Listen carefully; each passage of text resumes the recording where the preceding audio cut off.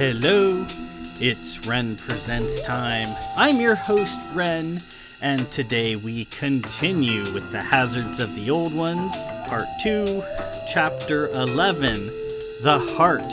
We have a storm passing through right now, and the rolling thunder and dense mist is appropriate for the dour work we have to tackle this week.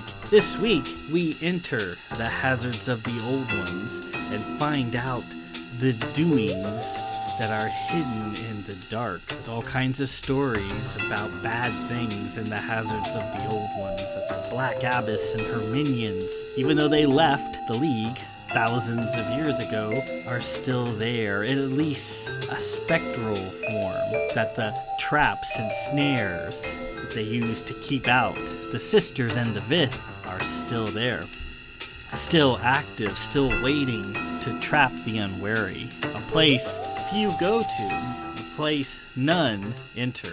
Last week, aboard the Seeker, Captain Davidge is experiencing Countess Sigillis's rush as her pregnancy continues, and her thoughts and logic become a little erratic as her body prepares itself for its long pregnancy. Concluded that the unknown ship that the Marines are tailing at the edge of League Zappin space is the wayward Princess Marlith of Xandar, who was promised by King Hezru of Xandar to become a thorn in the League and Captain Davidge's side. But that was last week. This week, we head into the hazards of the old ones. Carahil and Madame Kylos of Tusk, SK in hand, are going into the impenetrable dark and whatever waits deep within the mountains. I see no reason not to proceed immediately, and I hope I don't lose power, as the thunder has been quite severe. But that's not gonna stop us. Oh no. Part 2, Chapter 11, The Heart.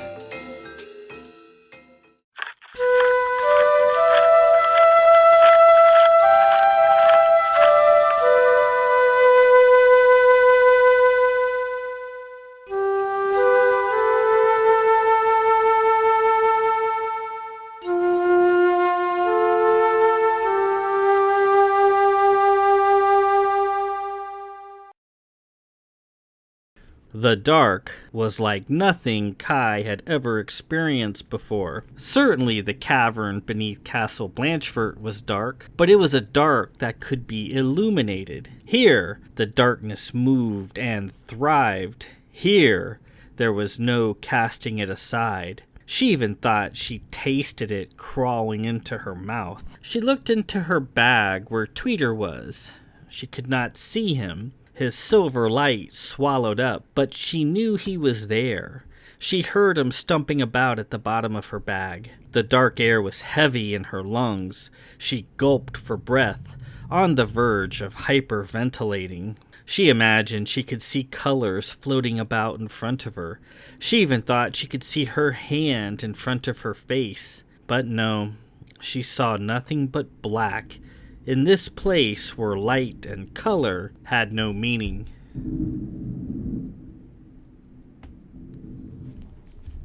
Carahil was next to her, loping along, leading the way. She kept one hand on his smooth back and the other on the side of the tunnel. She could not see him either. Every so often, the wall to her right opened up into a drafty, soul-shattering empty space.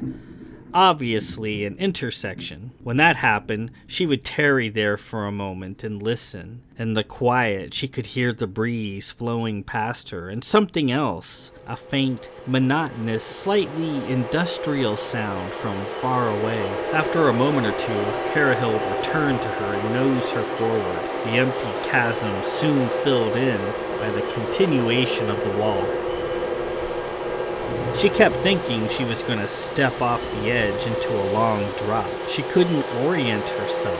Though she could feel the ground under her boots, she felt like she was falling. She stumbled often, having trouble determining which way was up. Always, Carahil stopped and helped her to her feet. She thought of the screaming these passes had once heard, the sadness, the Black Abbess's servants cooing in the ears of those poor, innocent girls. Come, child, we've a gift for you. And with them they went, unknowing of the agony they were soon to feel. Take a last look at the sky, my dear, for you shall never see it again.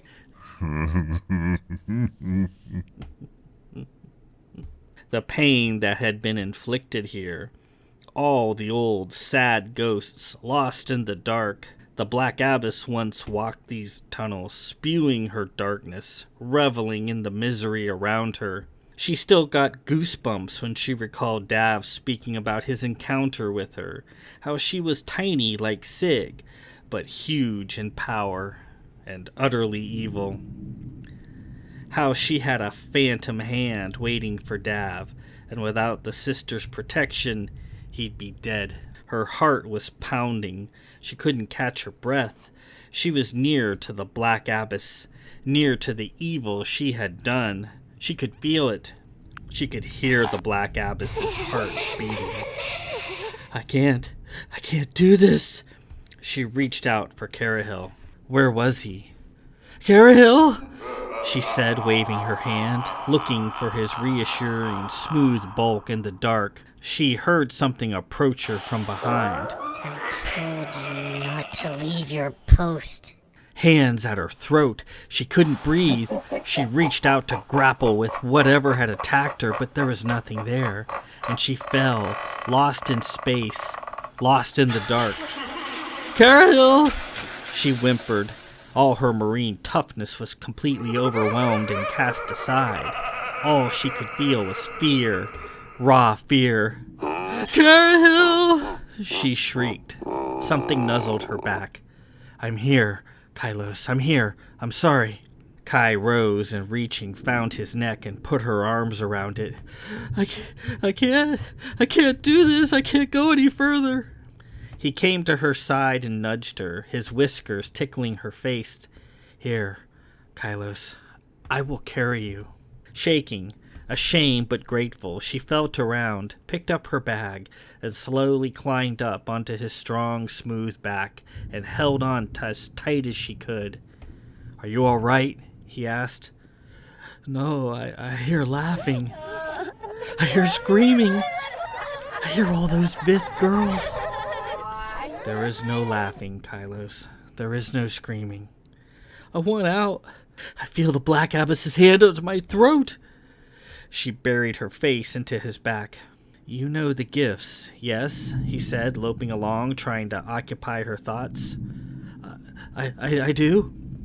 Name them for me. There's the sight, strength, the waft, cloak, dirge, and the stare. That's only 6, he said, loping ahead and turning to the right. What do you mean? There are only 6. You're wrong. There are 7. There's not a 7th. There is. Not counting youth and health. Those are for granteds. And that's the whole reason why we're here today. Because of the 7th. The 7th gift. Or more precisely, the first gift. What is it? Carahil paused a moment. Immortality. What? Immortality. You, Kylos, are immortal just like I am. Carahil stopped, seemed puzzled for a moment, then turned to his left and continued. His efforts to put her mind to work on something other than her fear appeared to be working. Kai's Johnny skepticism was beginning to win out. The smothering fear she felt was falling to the rear. I've got a whole graveyard full of relatives who might disagree with you on that immortality bit, Kai said, hanging onto his neck, slowly forgetting about her fear. Colors, previously lost in the dark, began to fill her mind again. The graveyard outside of Tusk, where all her family was buried, awash in the golden color of the fields. It was near the sea, the lapis waves of the Big Blue breaking nearby. Oh, yes. And you being a Johnny, I'll wager that's one huge graveyard, Carahil replied. Here's what it is. Long ago, during the CX time epoch, when your people lived with the elders on Camera, you were made immortal. Through genetic engineering, the elders had already purged your people of the ravages of disease and old age, as thanks for your good service. They then determined to take the next step and make you immortal as well. This was hundreds of thousands of years ago, before there were any Blues or Johnnies, before the advent of the 7 tribes, before the advent of the League. It is often thought that the Sisterhood was originally created to investigate the gifts of the mind.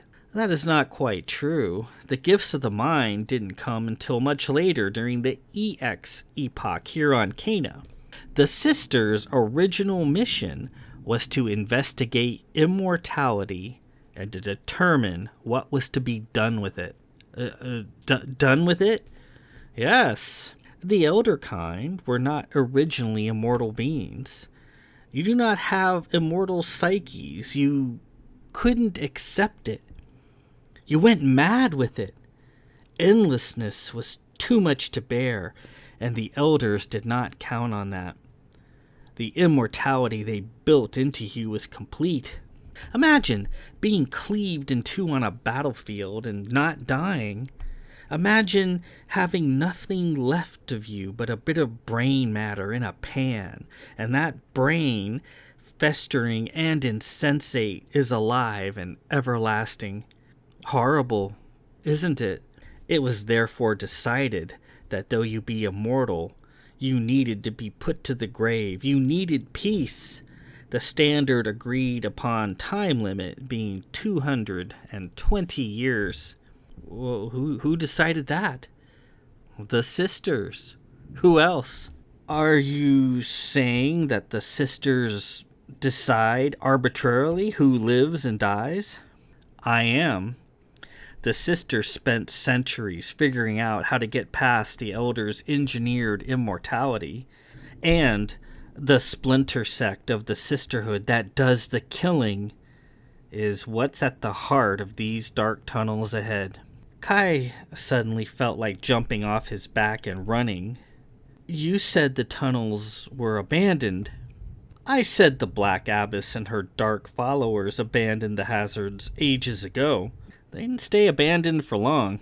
The Sisters, following her departure, devised methods to defeat her snares and traps. They entered the hazards and found them to be a perfect place to perform their service for the elder kind, safe behind walls of darkness and a ready-made venue and a veil of fear and superstition already keeping the locals away.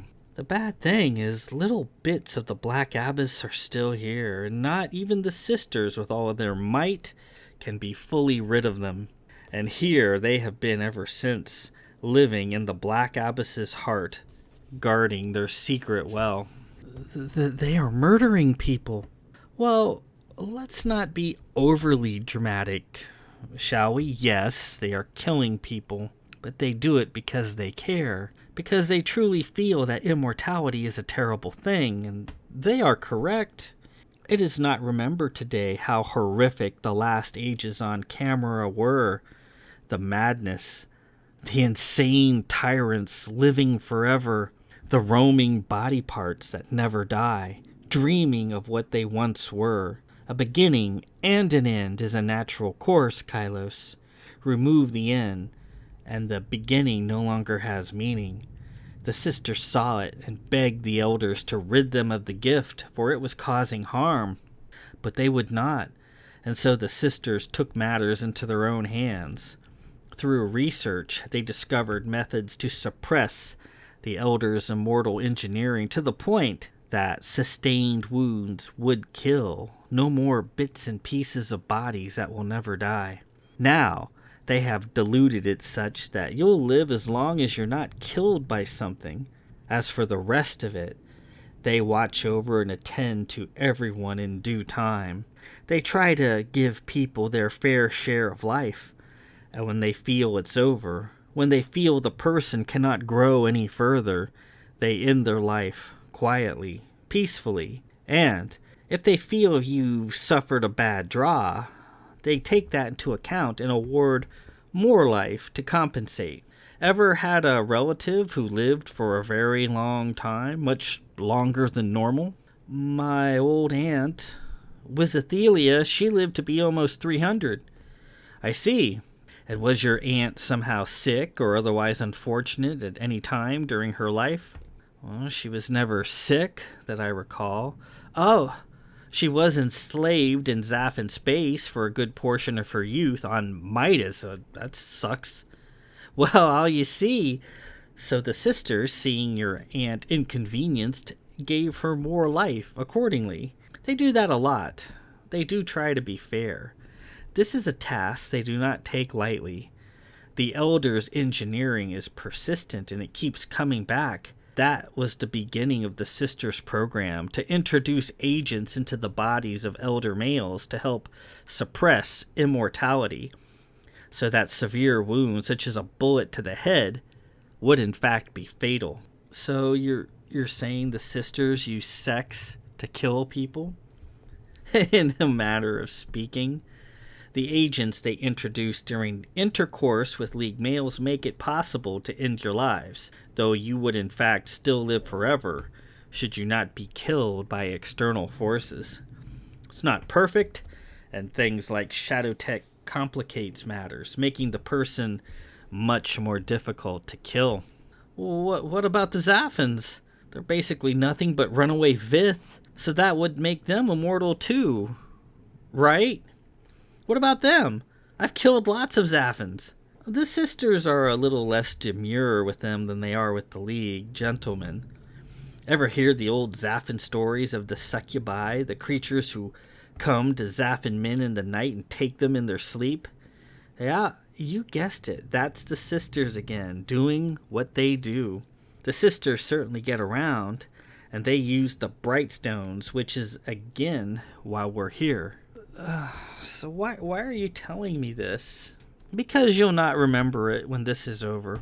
Knowing too much about this place is a death sentence. Though the sisters do this for the good of the people, they do not wish this activity known. Obviously, few would understand, might even go to war against the sisters over it. Such knowledge, generally known, could be the end of the League. The sisters within, living with the pall of the Black Abbess's crimes, are savage and ancient, and they have changed, evolved, and become monstrous, and they will kill to keep this secret without mercy. And any entering their dark realm is, by consequence, their mortal enemy. This place is snared for death. For those select individuals who overcome the snares, they've machines roaming these dark holes, waiting to fall upon any who might enter. And then there's the sisters themselves. All they need is to catch a slight whiff of you, and they can hunt you down, fall upon you in the night, and bear you away, never to be seen again.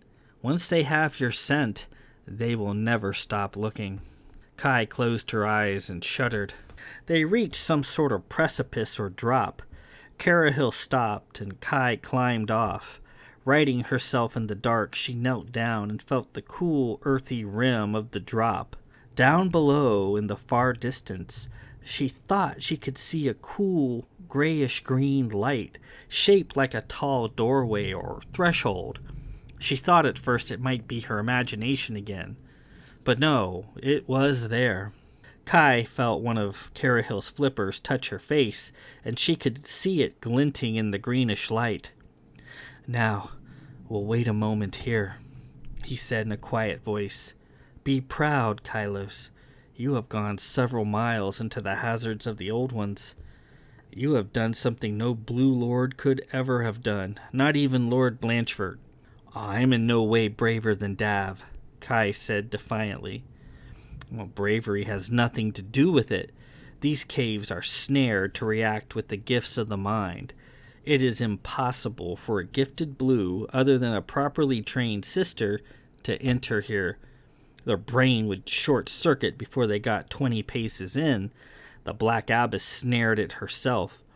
It's a safeguard to keep the curious out. What about the Johnnies, the Onaris people? The old snares don't work on Onaris people. There are those nasty machines roaming around that I mentioned to you earlier. They are there to clean up anyone who somehow gets past the snares.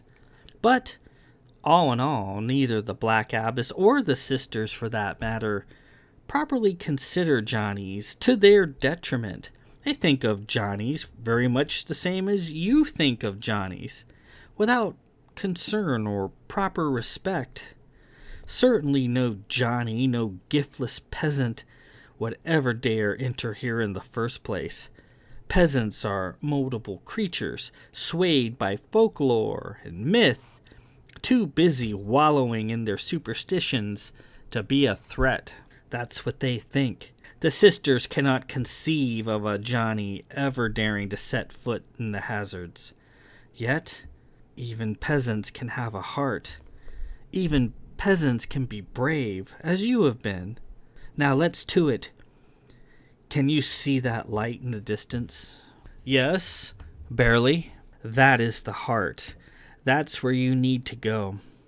Inside are the bright stones. Remember, you must get one and put it in my mouth. Ignore what you see around you. Ignore what you hear. Concentrate on the bright stone. You, as a Johnny, will not be noticed as long as you stay quiet. They will not be able to detect you. Now go, please. My time is running short. Running short? Carahil nuzzled up next to her. I am under attack, Kylos.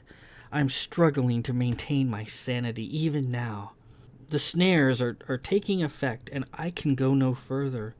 You must, on your own, go and get a bright stone and put it in my mouth and make me swallow it, even if you have to stuff it down my throat. Understand? You'll choke. I will not. And as long as there's a spark of life in me, then everything will be all right. Carahil, you're scaring me. I don't think I can do this. Yes, you can. Look how far you've come. You got me here. You carried me.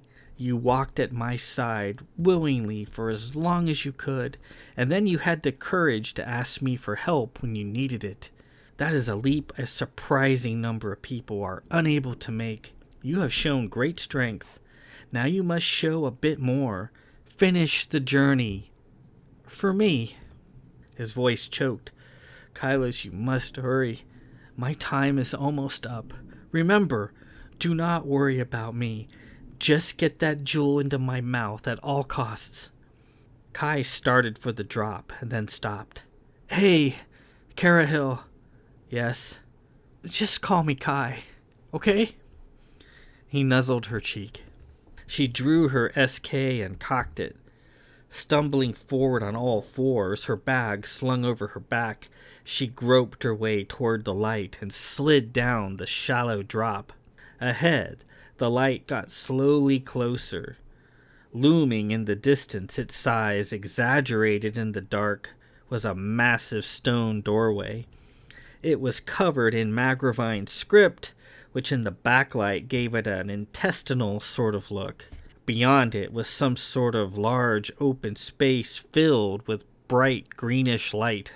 The light was blinding as she got close. Kai slid forward, her shaking hand tightly gripping her SK. The sisters, he said, killing people out of kindness. Immortality. If she thought about it, the idea was frightening. To live forever, to always be, one day, dripping into the next, and so on without end. She imagined being an arm or leg, flopping around, alive, forever. No thanks. Small wonder the ancients went crazy with it. No wonder the sisters did what they did.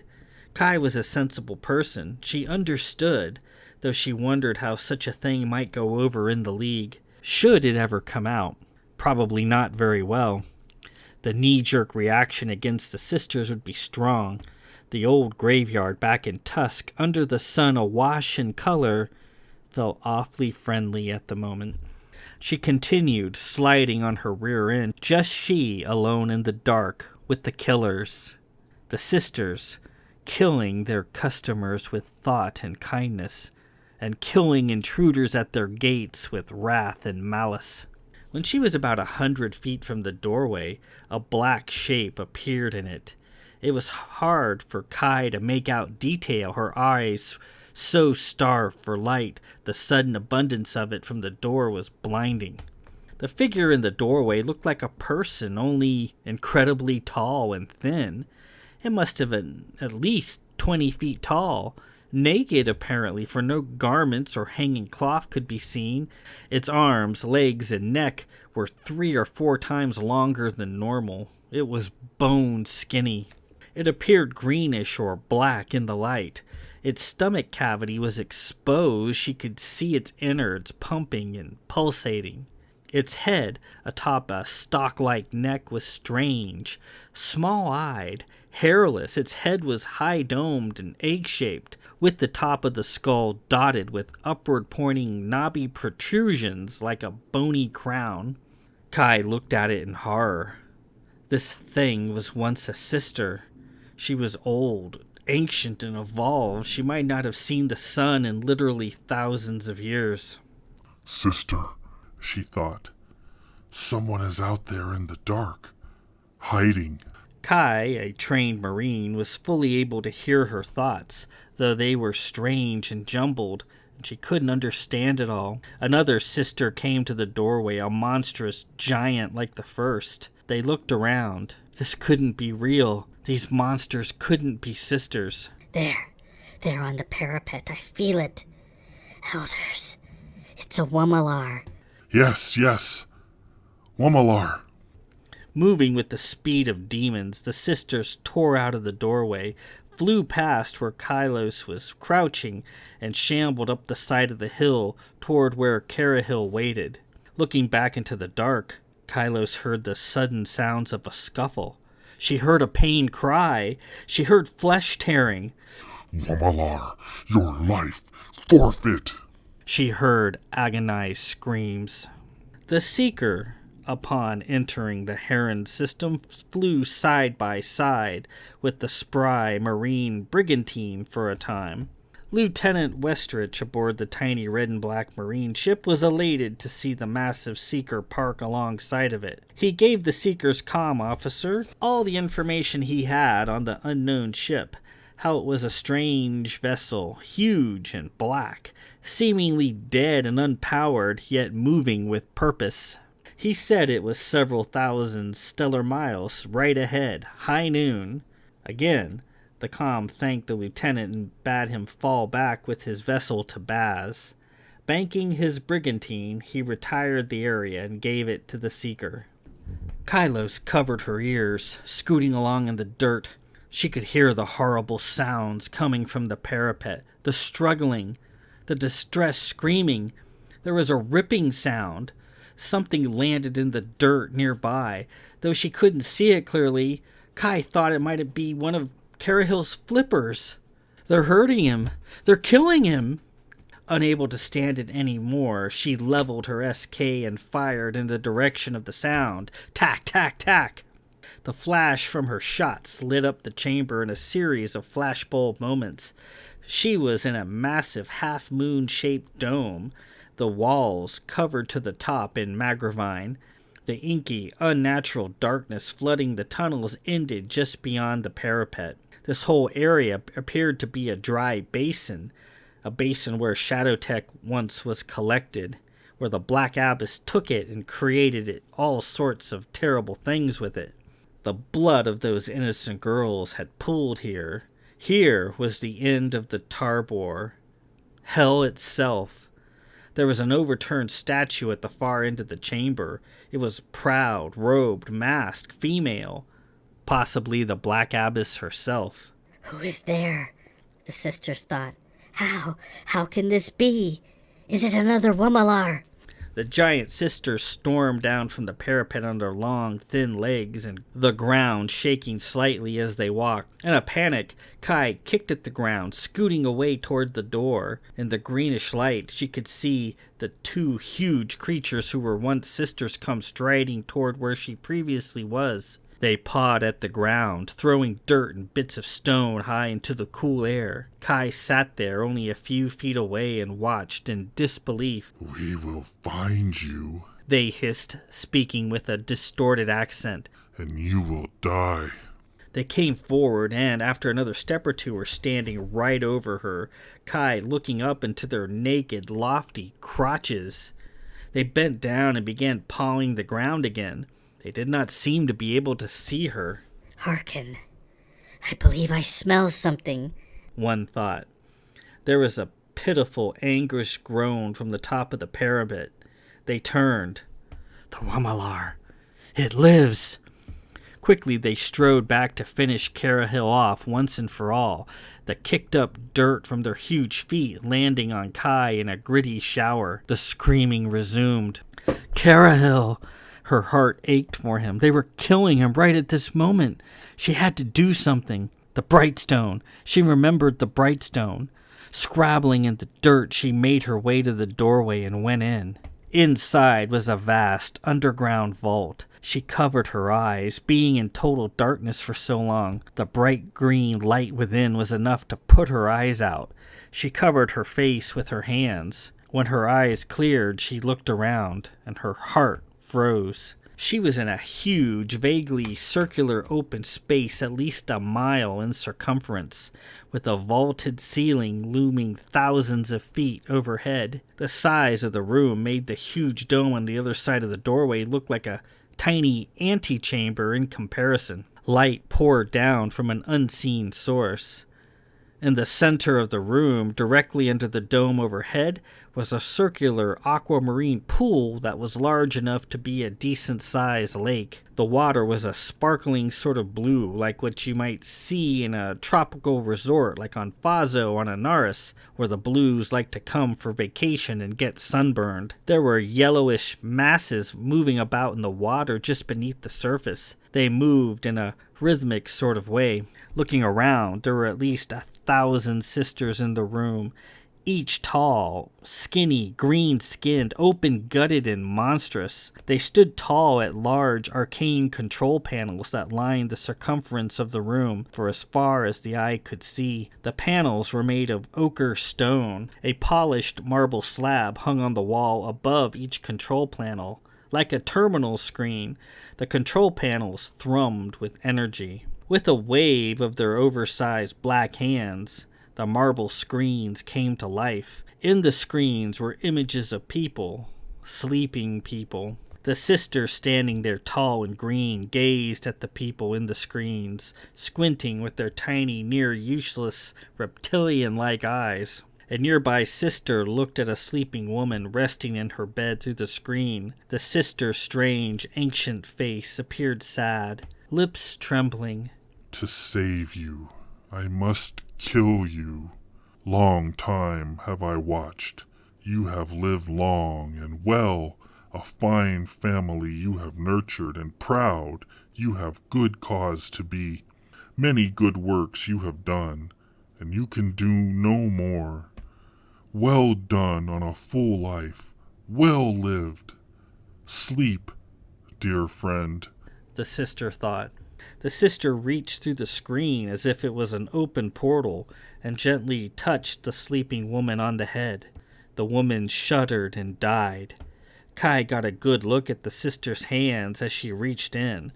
Her palms and the pads of her fingers were covered in some sort of intricate black tattoo or complicated circuitry. Her touch was utterly deadly. The sister reached back through, and the screen went black, back to marble as before. Kai stood there and watched for a moment, horrified yet understanding. Kai certainly didn't want to be immortal. What kind of life was that? You live, and then you die. That's how it should work. These ancient deformed sisters did what must be done. Their work was unknown and unthanked. They were entombed in the middle of this cursed maze, their existence a carefully guarded secret. A sister turned from her console and came striding toward Kai's position. She didn't know what to do for a moment and then dove aside. The sister passed without notice and stopped at the lapping rim of the pool. We have a schedule to maintain. You are late, as usual, she thought. Screw you, Flashman, came a reply that Kai couldn't understand. A shape rose out of the blue water. It was a sister, but in a very different form than the monstrous green ones. She was golden in color. Her skin was smooth and slightly scaled. She had lacy fins sprouting out of her back that moved around her in an airy fashion. She floated past the giant sister, who looked at her in an envious sort of manner. Kai stared at the golden sister. She was alluring and seductive. Kai had to shake her head and snap out of it. The giant returned to her console, waved her hands over its face, and the marble screen came to life. A sleeping man appeared. He was scruffy and obviously passed out. He was dressed like a Zaffin sailor. Kai had seen enough of those in her day to be able to recognize them at a glance. Here is your party. Now be quick about it, she thought. The golden sister floated past the giant and through the screen. She hovered over the man and then set to work on him. He began laughing in his sleep. That was one lucky Zaffin, she thought. Kai looked on, captivated. The Zaffin guy in the screen was having the immortality screwed out of him as she watched. Two sisters came striding long-armed through the doorway at that moment. Kai's blood froze. They were looking right at her. She had been entranced. They turned to their right and continued farther into the room. As Carahil had said, they couldn't see her. Their strange thoughts fluttered about the room. What was it, sister? A Wumalar of some sort. A sorceress creature. Carahil.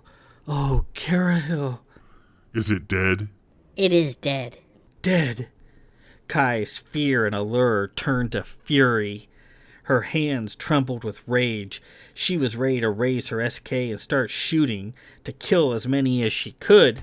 She barely knew Carahil, was annoyed by him most of the time, but he was good. He was true and brave. Dead. She thought of him caring for his kittens. She thought of the sketch he'd drawn of her. He had comforted her in the dark when she thought she might die. And whatever he had seen, whatever evil was coming to kill her friends, its secret was now dead with him. And she was buried alive in this terrible place, with no possible way out through the pitch maze without him to guide her. She approached a nearby sister and palmed her SK. The sister, unaware, waved her hand at the control panel. Again, the screen lit up. A sleeping man appeared. Another sister approached. No, sister. We have discussed this. He is to have more time. He wishes to go on a pilgrimage. It is important to him. He ought to have that experience. I cannot tarry much longer. He is well past his time. Allow him his pilgrimage. Then grant him peace. As you wish. The sister waved her arm, and the screen went blank. The stony control panel the sister manipulated was a flashing gallery of colored lights. Kai took a good hard look at it from a distance. Polished stone studded with colorful jewels that she could see blinking in a rhythmic pattern. Colorful jewels. Bright stones. Remembering her promise, she holstered her SK and controlled her anger. She had made a promise and she was going to keep it. She made her way to an unoccupied control panel. She was going to get a bright stone and take it to Carahil and put it in his mouth as he had asked. After that, she didn't know what she would do. She might just sit there forever. She stood at the panel and looked up. The smooth stone surface rose up to about 10 feet and then slanted inward toward the marble screen high above. In the slanted portion, that's where the stones were embedded. She couldn't reach. No way. The stones within easy reach of these long-armed giant-sized sisters were hopelessly out of Kai's grasp. She stood there and stretched. She jumped up and down as high as she could. Too short. She leaned up against the stone panel in frustration, having no idea what to do. She noted activity at the far end of the room. A group of smaller sisters moved from giant to giant.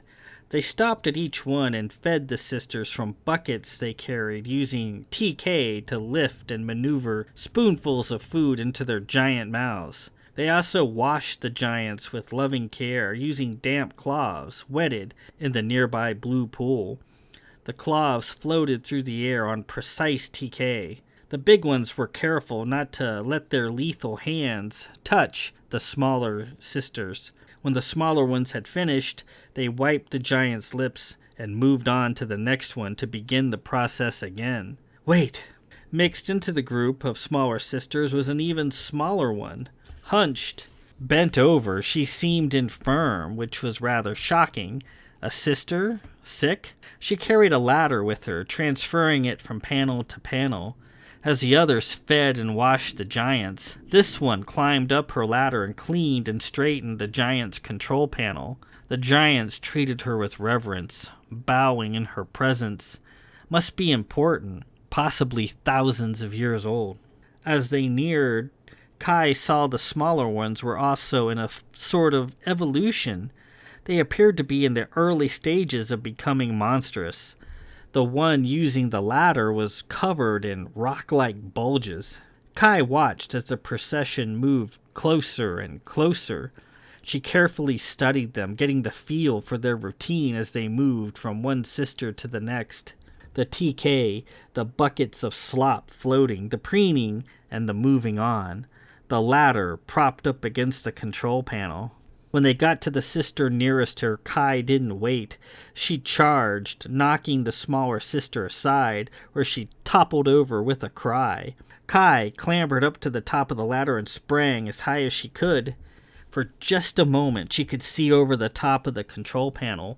Arranged in neat rows were colored jewels, slightly glowing, bulging out of their sockets. Kai reached out and clawed for one, knocking a pink stone from its place. As she reached for the stone, she knocked a small vase off the panel. The vase fell to the floor and smashed. It was full of fresh lilies, flowers picked from the surface to provide the entombed sisters with a bit of sunshine. Kai landed in the mess of flowers and broken vase. Villains! Someone is here! It has taken P3847. The Superior has been touched. To her side at once. The room roared with shock and horror. Kai picked up the pink stone and tore towards the door, running as fast as she could. She moved at what seemed like a nightmare crawl. Behind her, death pursued. What is it? Where is it? She felt pillars of TK whizzing about the room, groping for her. There was a splashing. About 100 golden sisters from the pool rose into the air and glided about, fruitlessly searching for her. Kai glanced back once. A horde of sisters, big, small, and golden, moved about in confusion, but quickly covering the ground, gaining on her. There was the threshold. Only a few more steps. Something was sitting in the dark just beyond the doorway. It was a cat. As Kai neared, the cat puffed up somehow. No, it didn't puff up, it stood up, like a half-cat, half-human monster. It shrieked. Kai was blasted backwards. Suddenly, she was laying there surrounded by hundreds of sisters. They stomped about, reaching with black hands and pointed TKs. There was no place for Kai to go. They were seconds away from lucking into her, and that would be it. Something hurtled through the air and hit the ground with a heavy crash. The sister, startled, turned to it, forgetting about her for the moment. Laying there was a silvery book, Carahil's diary, much bigger than she was used to seeing it. Hearken, what is it? 'Tis an arcane book. It's the Womalar's book. Behold, it courses with power. Destroy it! No, we must study it. One of the giant sisters came forward and TK'd the book off the ground. Several others gathered around. They poked and prodded it. Some strange ancient writing on the cover. What secrets are held within? One of them, using TK, opened the book. A giant-sized cream pie shot out and hit the sister square in the face. She dropped the book and stood there, open-mouthed. She said, probably never in her ancient life had she been hit in the face with a pie, and she reacted just like Sig did, with complete disarmed shock. A blast of shadow tech would have troubled her less. The others reacted the same way. They began attending to her, trying to clean her astonished face. The way was clear. Kai crawled on all fours through the sister's leg and then made a break for it. She saw red cat's eyes in the dark on the other side. She drew her SK and fired. Tack! The eyes vanished. She emerged through the doorway and continued up the parapet into the dark. A gaggle of sisters, small and large and golden, emptied out into the chamber, hot on her heels. They blundered about, still not properly able to see her. Their thoughts were panicked, enraged in a racket. What is it? What is it? What was our sister attacked with?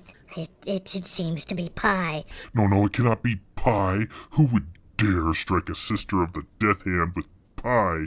She must receive medical assistance at once. We will peel the flesh from its bones. What if it escapes? What are we to do?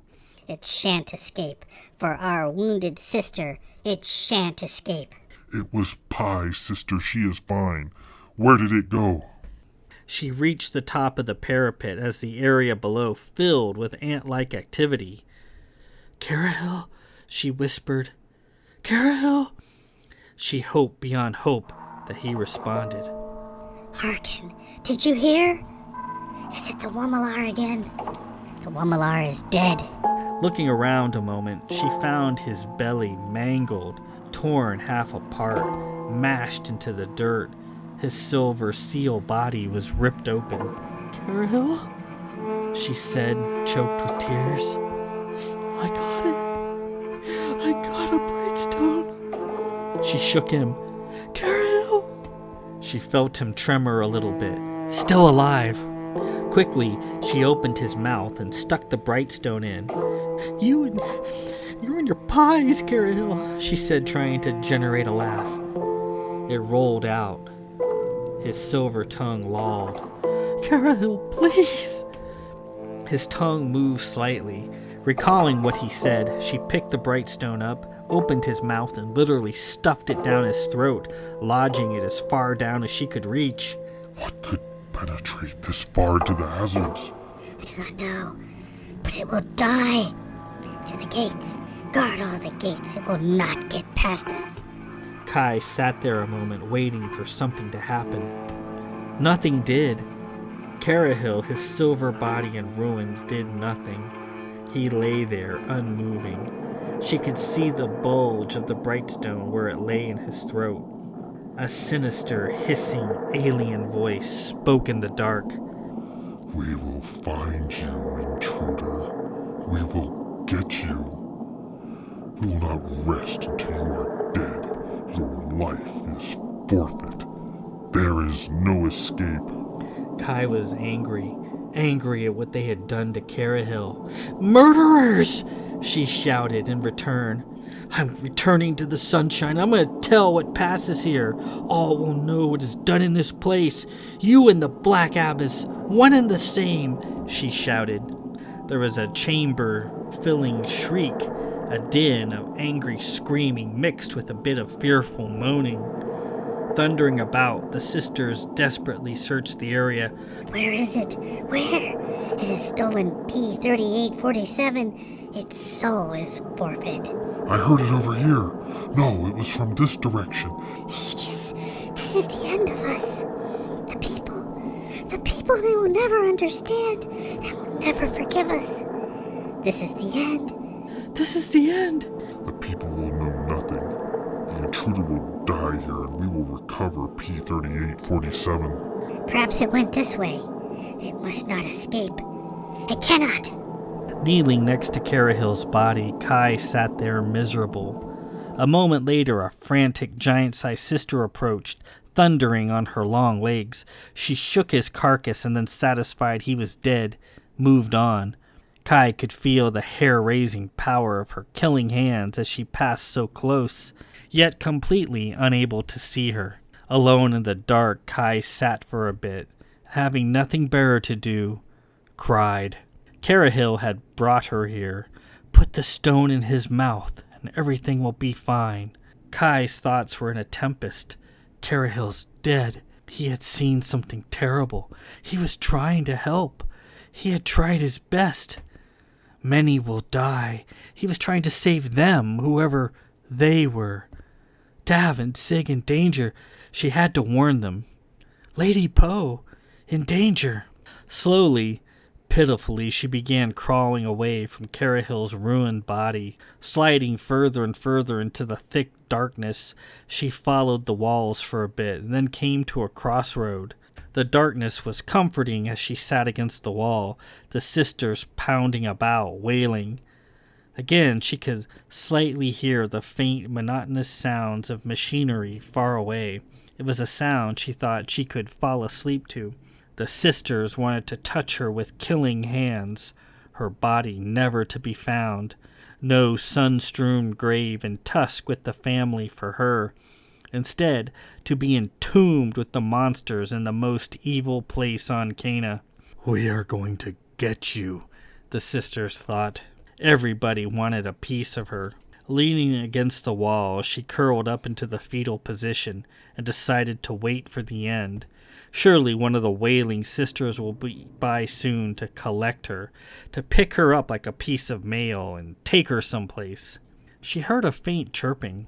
Tweeter came hopping out of her bag. She'd forgotten all about him. Given all the nasty things in here, the ancient snares and traps, the fences and safeguards meant to disrupt and shut down gifts, she figured Tweeter was a goner or soon to be dead or insensate. Take your pick. But no, there he was, rooting around in the dark, his silver light swallowed up, but not his life, not his spirit. She reached out to Tweeter and held him to her, his tiny silver head nuzzling against her face. Hey, Tweeter, hey, she said to him softly through tears. It's good to see you. She held him for a bit. He made her think of Poe, the lady who had made him, and Dav and Sig, her friends. She recalled watching Lady Poe sit down and begin creating him for her. Lady Poe of Blanchford, ever thoughtful and concerned, wanted to make sure Kai didn't get lost while she was a guest in the castle. She had been in a hurry. A coach had come to take her to the windy western city of Saga for yet another outing with yet another expectant League Lord, and she was late. But she took the time to make one for her anyway. She remembered the little ball of silver that formed in her lap, and watching, saw it condense into the shape of a small bird. She remembered the first thing Tweeter did was flap up and land on her nose. He's all yours, Poe had said. I made him just for you. Will this really work? Kai had asked, looking cross-eyed at Tweeter sitting on her nose. He sure will, Poe said happily. With Tweeter at your side, you need never be lost again. You need never be lost again. The memory was a happy one, filled with light and good friends. She began to take heart. Certainly, Tweeter couldn't work properly in here, in the center of hell. All the old snares lining the passages, he'd probably fall to the ground and hop in circles. The two of them were to be buried here together.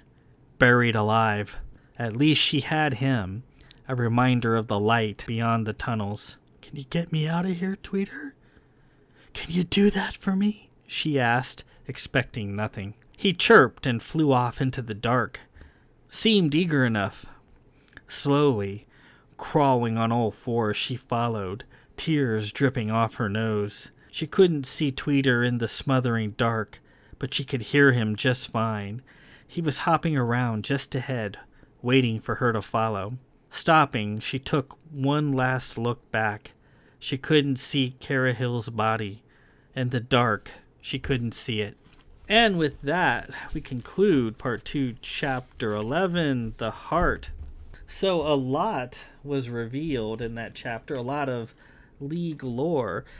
immortality has always been suspected that the people of the League were made immortal by the elders. It's in mythology that various heroes like Hama of Telmus Falls, Emira of the Sword, his daughter Subra of the Mark, Terfall, and even Magravine, they lived for an incredible long period of time. And so the thought of immortality has always been bouncing around the League, but obviously people die, but we find out that the sisters are responsible for people dying, just natural causes. The sisters do it, and they do it because they are convinced that immortality is a bad thing. In their ancient lore, they remember the madness of Camera and all the undying people in bits and pieces that didn't die and became spiteful as they dreamed of once they once were. In the Cat book, Lord Aram and Lady Alesta go to Camera and they see this for themselves, and they find out there are two different types of people in Camera. There's the Sulfids, who are whole, and they're the Grundids, who are just parts, and the Grundids are angry and spiteful, and they want nothing more than to take a Sulfid and turn them into a Grundid, to make them into parts. And the Grundid's leader is Bella Thouser, who is half of Queen Wendell Knight. So Aram and Alesta see the results of the Kamaran immortality that the elders were gifted with, and it's not very pleasant. And the sisters use their programmability, where they have sex with all these League lords, and while they're having sex, they introduce agents into them. You find out that when you're having sex, things can happen to you that can't happen at other times, when things are normal, when you're not having sex. But when you're having it, then you get pricked with a little stinger that the sisters have in their wombs. It's not natural. It's they wear like a diaphragm inside their womb with a little stinger on it, which has agents and salves smeared on it, so that while they're having the business with the League, with the Lord of the League or the Zaffin or whoever it might be, he tends to prick his little guy on the stinger, introducing these agents, and these agents make them killable. Means that a bullet to the head will kill you, and it will kill all of you, or severe damage will kill you. If these things don't happen, then you'll live basically forever, sort of like elves in the Lord of the Rings, that you live as long as you're not killed. But then the sisters, monitoring the League and Zaff in space, deep within the hearts of the Hazards of the Old Ones, will take care of that for you. And there's a moral and ethical quandary with that, but it's really not up for debate. They're not really looking to have their ethics or their thoughts on the matter tested. They're just going to do it. And if the League found out about it, whether for good or for ill, that would probably be the last day of the League. The sisters mention a thing called a Wummalar, and a Wummalar is a mythical creature that the sisters believe in, that on the last day of the League, the Wummalar will come and throw open all the sisters' fences and shed their secrets to the League, and that's the last day of the League. And it's one of the few things that the sisters actually fear, is the Wummalar. I got the name Wummalar from the old movie with Don Knotts and Tim Conway called Private Eyes, I think it's called Private Eye. And there's a thing that Tim Conway believes in called the Wookalar. So it's supposed to be like a half man, half pig monster that he is convinced is out there. And at the end of the movie, while they're driving away, there happens to be a Wookalar in their car. And I always liked the name Wookalar, so I just sort of appropriated it, changed it around from Wookalar to Wummalar, and there you go. Kai is successful in her mission to capture a bright stone after she sees what's at the heart of the hazards, this huge room. And I remember in earlier drafts there was like a temple dedicated to Magravine inside this big room. It was like a pyramidal in shape, like a step pyramid in black, made of obsidian and onyx. And I took it out just because I couldn't make it interesting. I just thought, okay, this is kind of dumb. So I removed the big temple. The only vestige of the Black Abbess is this fallen statue in the antechamber.